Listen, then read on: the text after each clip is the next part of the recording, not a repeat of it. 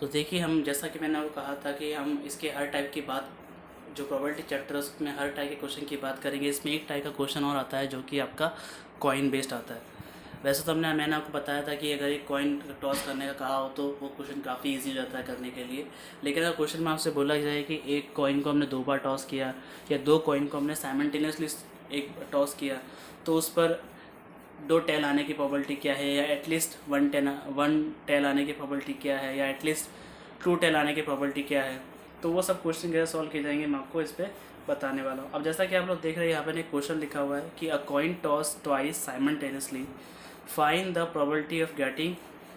अब इस क्वेश्चन में क्या कहा है कि आपका मतलब आपके जो 2 कॉइन्स है उन कॉइन्स को आपने साइमल्टेनियसली या उनको साथ साथ में टॉस किया है, तो उस पर आने वाली प्रोबेबिलिटी आपको बतानी है कि एटमोस्ट 1 टेल, है ना, कि कम से कम मतलब आपका एक टेल तो आएगा ही। ऐसा आप बोल सकते हो कि भाई एक ही टेल आ रहा है, मतलब आपका जो कॉइन है उस पर सिर्फ आपका एक ही टेल आएगा। इसका मतलब ये है एटमोस्ट 1 टेल। एग्जैक्टली 2 हेड, कि सिर्फ 2 ही हेड आ रहे हैं, मतलब आपने जब कॉइन को टॉस किया दोनों बार उस पर क्या आया, हेड आया। या फिर क्वेश्चन में आपसे बोल दिया है कि एटलीस्ट 1 हेड, कि कम से कम आपका एक हेड तो उस पर आएगा।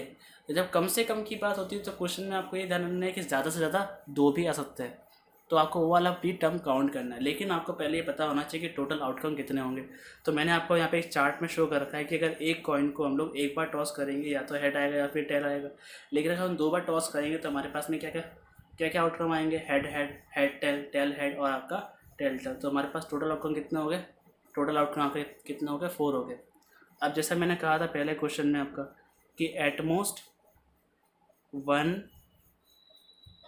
टेल, कि 1 टेल आ रहा है आपका। एटमोस्ट 1 टेल का मतलब क्या है कि आपका एक टेल तो आ ही रहा है, ठीक है ना, कि आपका एक टेल तो आ ही रहा है। तो एक टेल किस किस में आ रहा है, आपका एक टेल इसमें आ रहा है और इसमें आ रहा है, ठीक है ना, और आपका इसमें भी आ रहा है, ठीक है ना। उसने बोला कि एक टेल तो आ ही रहा है, तो आपके ये तीनों आउटकम ऐसे है जिसमें आपका एक टेल तो आ ही रहा है। तो हमारे पास फेवरेबल आउटकम कितने हो गए, आपके 3 हो गए।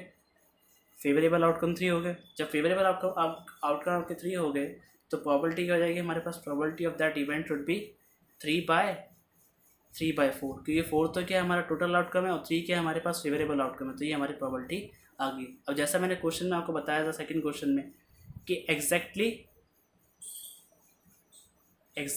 2 हेड, कि आपका 2 हेड आ रहा है। अब आपके पास आपके इस आउटकम में एक ही ऐसा इवेंट है या एक ही ऐसा आउटकम है जहाँ पर आपके दोनों दोनों कॉइन पे क्या आ रहा है, आपका हेड आ रहा है। तो हमारे पास जो हमारा फेवरेबल आउटकम है वो क्या हो जाएगा हमारा 1, जो कि क्या है आपका हेड है। तो हमारी प्रोबेबिलिटी क्या हो जाएगी, अगर आप यहाँ प्रोबेबिलिटी निकालने जाएंगे तो प्रोबेबिलिटी क्या आएगी आपकी, probability of a 2 head is 1/4, क्योंकि 4 तो क्या है टोटल आउटकम और उसमें से एक आउटकम ऐसा है जहाँ पर आपके दोनों कॉइन पे क्या आ रहा है, हेड आ रहा है। और तीसरा क्वेश्चन क्या कहा था आपसे, तीसरा क्वेश्चन कहा था कि एटलीस्ट 1 हेड, कि कम से कम आपका एक हेड आ रहा है।